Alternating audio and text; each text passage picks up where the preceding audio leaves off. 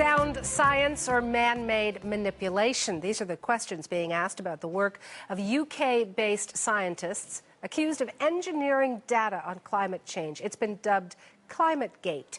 And the United Nations panel on climate change says it will investigate after hackers broke into research center emails and posted them online. David Common joins me live from New York with the latest developments. I suppose the UN, in launching this investigation, really couldn't do anything else, David. No, really their hand was forced. This has in many ways become too big to simply ignore. As the head of the Intergovernmental Panel on Climate Change, this UN body, said this morning, we cannot simply sweep it under the carpet.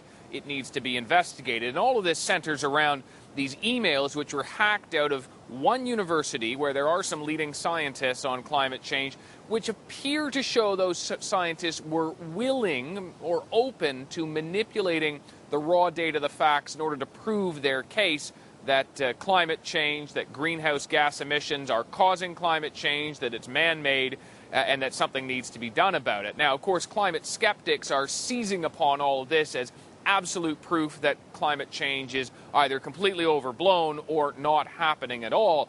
The United Nations came out and said today, no, we believe that climate change still is real, but we do want to look at the science because we want to have sound scientific methods. I should stress that this is one university. Many climate skeptics are jumping on it, as I say, as absolute proof, but there is quite a bit of other work that has been done outside of these scientists. The concern is that they were manipulating it for their own purposes to try to prove their broader point. David, next week you and I will be talking about climate change again because the Copenhagen conference opens. How could this affect those discussions? It's certainly throwing a shadow on top of it. I mean, you listen to the Saudi minister who's going to be going to Copenhagen, and he has said that this is the proof that climate change isn't happening. I mean, here in the U.S., you see it on the television stations. People are calling on the President, Barack Obama, not to go to Copenhagen. Sarah Palin is, in fact, leading that charge. There's another movement to have Al Gore stripped of the Oscar he won for the movie An Inconvenient Truth about climate change. So obviously it has become something. It has become a subject, an issue, and that's why it needs to be dealt with.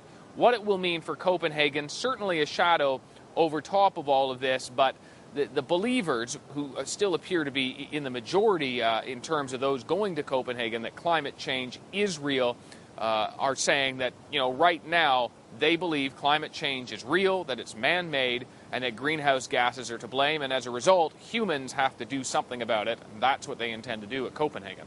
Thank you so much, David.